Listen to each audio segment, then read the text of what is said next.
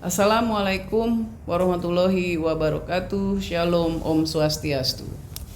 Yang kami hormati Menteri ESDM selaku Ketua Harian Dewan Energi Nasional, Ibu dan Bapak anggota DEN dari pemerintah, Menteri Keuangan, Perencanaan Pembangunan Nasional Bappenas, Perhubungan, Perindustrian, Pertanian, dan Ristek BRIN, serta yang kami hormati Bapak anggota DEN dari pemangku kepentingan, Bapak dan Ibu tim ataupun unit kehumasan di kementerian dan lembaga, para peserta forum komunikasi, dan Bapak Ibu undangan yang kami hormati. Pertama, marilah kita persembahkan puji dan syukur kepada Tuhan Yang Maha Esa, dan saya juga menyampaikan ucapan selamat dan apresiasi kepada Sekretaris Jenderal DEN atas penyelenggaraan forum kehumasan tahun 2021 ini yang secara khusus membahas tentang bauran energi nasional dan program kerja DEN tahun 2021. Pertemuan ini sangat tepat mengingat makin kuatnya dukungan publik terhadap pencapaian target bauran energi nasional sebagaimana telah ditetapkan di dalam Kebijakan Energi Nasional PP 79 tahun 2014. Sebagaimana kita pahami bersama bahwa tugas Dewan Energi Nasional yaitu meliputi perancangan perumusan kebijakan energi nasional atau KEN untuk ditetapkan pemerintah dan disetujui DPR RI. Kedua, penetapan rencana umum energi nasional atau RUEN, menetapkan langkah-langkah penanggulangan kondisi krisis dan darurat energi atau KRISDAREN, dan mengawasi pelaksanaan kebijakan energi yang bersifat lintas sektor ataupun tugas-tugas lain dalam mengatur ketentuan mengenai jenis, jumlah, waktu, dan lokasi cadangan penyangga energi. Dalam aktualisasi tugas tersebut, maka relevansi Kementerian Lingkungan Hidup dan Kehutanan dalam keanggotaan ini cukup nyata dan ada kebutuhannya, yaitu berkaitan dengan aspek-aspek lingkungan, pengelolaan dan perlindungannya, mengait pada aktivitas pembangunan sektor energi serta dukungan sumber daya alam, khususnya landscape dalam menopang pengembangan energi nasional. Berikut pengawasannya. Demikian juga penting berkaitan dengan perspektif energi masa depan dalam rangka pengendalian perubahan iklim. Pengendalian perubahan iklim sebagai amanat konstitusi pada pasal 28H Undang-Undang Dasar 1945 menegaskan setiap orang berhak hidup sejahtera lahir dan batin, bertempat tinggal dan mendapatkan lingkungan hidup yang baik dan sehat, serta berhak memperoleh pelayanan kesehatan. Hal ini juga sejalan dengan konvensi internasional, kesepakatan global, dan mengikat di mana negara sebagai anggota negara-negara di dunia menyatakan komitmen, kontribusi, dan perjuangan Indonesia dalam pengendalian perubahan iklim di dunia internasional. Dan itu ditegaskan dalam Undang-Undang 694 tentang pengesahan Konvensi Kerangka Kerja PBB mengenai perubahan iklim, Undang-Undang 17 tahun 2004 tentang pengesahan Kyoto Protocol atas Konvensi Kerja PBB mengenai perubahan iklim, dan Undang-Undang 16 tahun 2016 tentang pengesahan Paris Agreement atas Konvensi Kerangka Kerja PBB mengenai perubahan iklim. Kesepakatan dimaksud dalam bentuk upaya untuk menahan kenaikan suhu bumi kurang dari 2 derajat Celcius dan menuju 1,5 derajat Celcius dibandingkan dengan masa pra-industri, serta menuju pembangunan rendah emisi dan berketahanan iklim. Hal itu telah dituangkan dalam target Nationally Determined Contribution atau NDC Indonesia pada tahun 2030 sebesar 29% penurunan emisi gas rumah kaca unconditional dan 41% penurunan emisi gas rumah kaca conditional dengan dukungan kerjasama teknik, pendanaan, dan peningkatan kapasitas internasional. Dari aspek adaptasi, NDC Indonesia diorientasikan untuk enabling atau memampukan kondisi-kondisi untuk ketahanan iklim, untuk ketahanan ekonomi atau economic resilience, dan untuk social and livelihood resilience serta ketahanan ekosistem dan landscape. Target penurunan emisi gas rumah kaca pada NDC Indonesia tahun 2030 akan berasal dari sektor energi, pertanian, kehutanan, industri, dan limbah. Tercatat kontribusi NDC sektor energi 11% unconditional dan sampai dengan 17% conditional.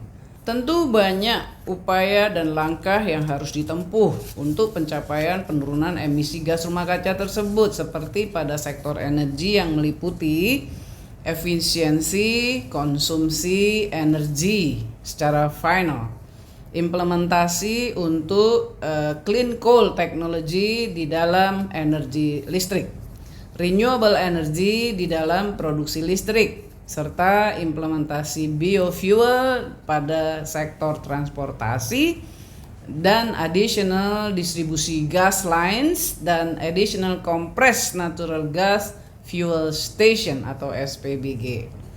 Kali ini Forum Kehumasan mengambil tema bauran energi, dan tema ini sangat penting dalam mencakup upaya-upaya dimaksud.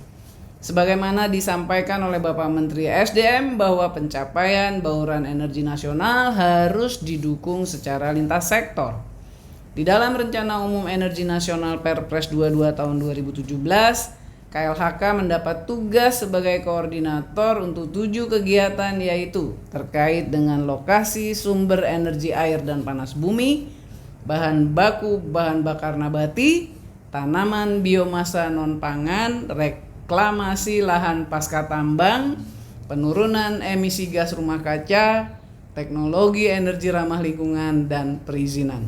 Di dalam perkembangannya, KLHK juga berperan di dalam kegiatan lain, yaitu pengembangan palm oil mill effluent atau POM dari pengolahan limbah cair industri kelapa sawit, dukungan terhadap mobil listrik, pemanfaatan limbah sebagai energi alternatif pada proses produksi, pengembangan pembangkit listrik tenaga sampah atau PLTSA, serta pengembangan RDF, refuse derived fuel, dan landfill gas recovery dari sampah perkotaan. Ibu dan Bapak yang saya hormati, pengembangan pada kegiatan-kegiatan lainnya itu dengan tetap melaksanakan 7 kegiatan yang telah ditetapkan merupakan wujud komitmen KLHK dalam mendukung tercapainya target bauran energi nasional. Selain itu, kegiatan pengelolaan lingkungan dan kehutanan secara langsung akan berhubungan dengan penyediaan energi. Sebaliknya, tercapainya target bauran EBT akan mempengaruhi perbaikan kualitas lingkungan dan penurunan emisi gas rumah kaca. Dengan menurunnya laju deforestasi yaitu sebesar 75% pada 2019-2020 atau 115.000 hektar dari tahun 2018-2019 sebesar 462.000 hektar. Capaian ini secara tidak langsung akan menjamin keberlanjutan kondisi pengembangan potensi PLT mikrohidro dan panas bumi. Untuk mendukung bioenergi dapat kami jelaskan akan berasal dari kawasan hutan yang diberikan perizinannya baik melalui penggunaan kawasan hutan ataupun pemanfaatan hutan. Pada saat ini KLHK telah melakukan pelepasan kawasan hutan seluas 6,91 juta hektar.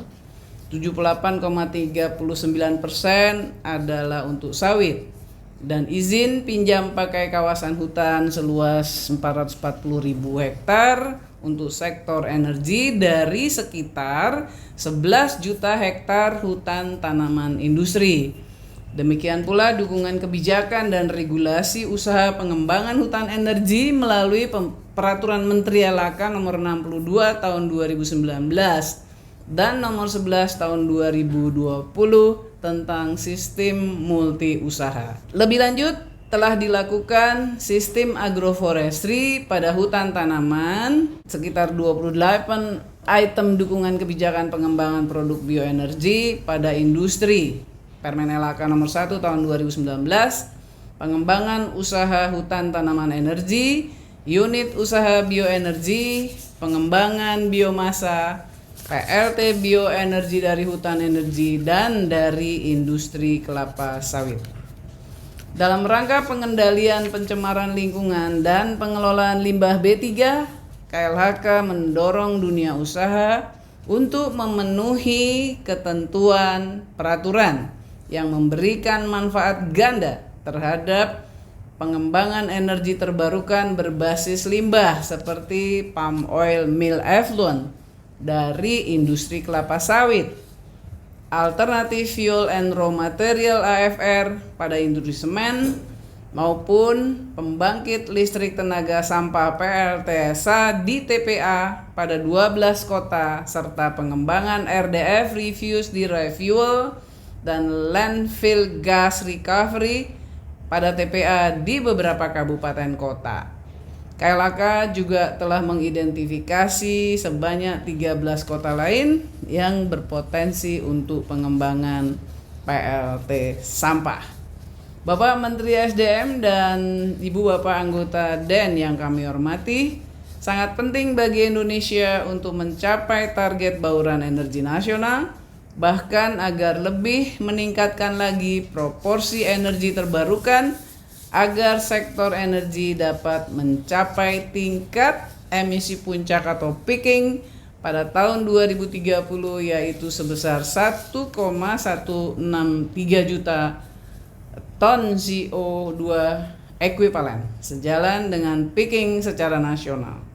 Selanjutnya, tingkat emisi sektor energi ditargetkan menurun ke 756 juta ton CO2 ekuivalen pada tahun 2050 dan terus kita harapkan bisa menurun dan secara nasional nanti bisa menjadi net zero pada tahun 2070.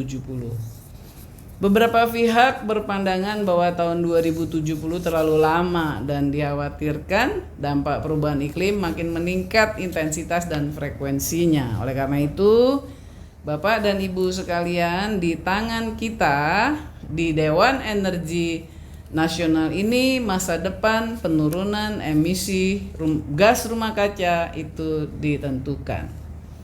Masih sangat diperlukan inovasi dan pemikiran baru yang merupakan terobosan. Selain itu, pelaksanaan kegiatan-kegiatan yang ditetapkan pada KEN secara kolaboratif lintas kementerian dan lembaga yang intensif dan perlu diperkuat. Kami mendukung rencana untuk evaluasi dan pembaruan KEN dan RUEN dengan tetap mempertimbangkan aspek lingkungan hidup dan penurunan emisi gas rumah kaca secara substansial.